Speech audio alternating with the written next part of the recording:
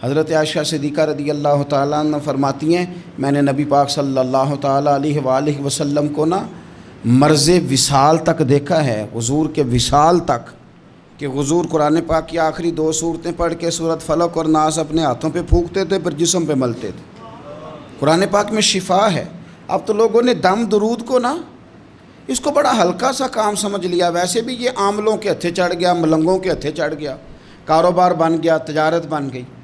ورنہ قرآن پاک کی آیات پڑھی جائیں تو حضور نے فرمایا سورہ فاتحہ میں شفا ہے، اس میں کرم ہے۔ یہ چیزیں جو بڑی ہمارے لیے سود مند تھی، فائدہ مند تھی، ہم چھوڑ گئے۔ ایک بڑی خوبصورت حدیث ہے، سنیے گا۔ حضرت ابو سعید خدری رضی اللہ تعالیٰ عنہ حدیث کے راوی ہیں، بخاری میں موجود ہے۔ ارشاد فرماتے ہیں کہ ہم ایک سفر پہ تھے، واپس آ رہے تھے، ایک جگہ رات کو قیام کیا، سونا تھا، بستی تھی۔ بستی کے لوگوں نے نہ کھانا پوچھا نہ پانی پوچھا، کوئی ضیافت نہیں کی۔ آدھی رات کا وقت آیا تو ایک بندہ دوڑا دوڑا آیا، کہنے لگا ہمارے سردار کو بچھو نے کاٹ لیا ہے، تم میں سے کوئی بندہ دم درود کر لیتا ہے؟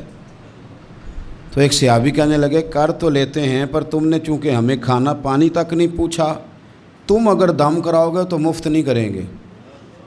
بخاری پڑھ رہا ہوں، پیسے لگیں گے۔ کتنے پیسے؟ بکریوں کا ایک ریوڑ پورا۔ شارحین نے لکھا 40 بکریاں۔ کنے دماں دیاں؟ او بھائی اس سے کوئی بندہ جواز نہ لے کہ پیسے لینے جائز ہیں، اس سے جواز نہ حاصل کرے۔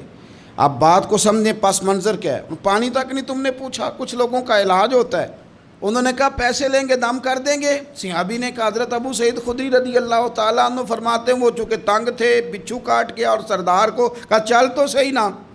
وہ صحابی گئے، سورہ فاتحہ پڑھ کے دم کیا، اور حدیث بخاری سے میں آپ کو دکھاؤں گا۔ لوگ کہتے ہیں دم کدھر سے آ گیا؟ بخاری پڑھ رہا ہوں، صحیح بخاری۔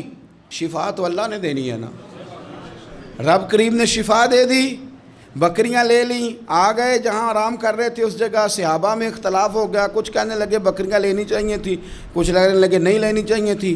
حضرت ابو سعید خدری رضی اللہ تعالیٰ عنہ فرماتے ہیں پھر ہم نے فیصلہ کیا چپ کر کے سو جاؤ، صبح حضور کی بارگاہ میں جائیں گے۔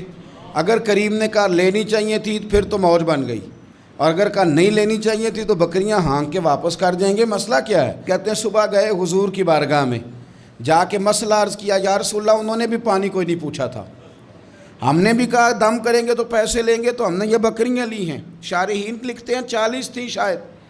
تو یا رسول اللہ اب کیا کریں؟ حضور مسکرانے لگے، حضور مسکرانے لگے۔ جس کے گچھے سے لچھے جڑے نور کے، ان ستاروں کی نزہت پہ لاکھوں سلام، اور جس کی تسکین سے روتے ہوئے ہنس پڑیں، اس تبسم کی عادت پہ لاکھوں سلام، اور ان کی باتوں کی لذت پہ بے حد درود، ان کے خطبے کی ہیبت پہ لاکھوں سلام۔ حضور مسکرانے لگے، اور مسکرا کے پوچھا اچھا پڑھا کیا تھا؟ یا رسول اللہ سورہ فاتحہ۔ فرمایا سکھائی کس نے تھی؟ کہا یا رسول اللہ آپ نے۔ فرمایا پھر آدھی بکریاں میری ہیں آدھی تمہاری ہیں، پر میرا حصہ نکالو نا بھائی۔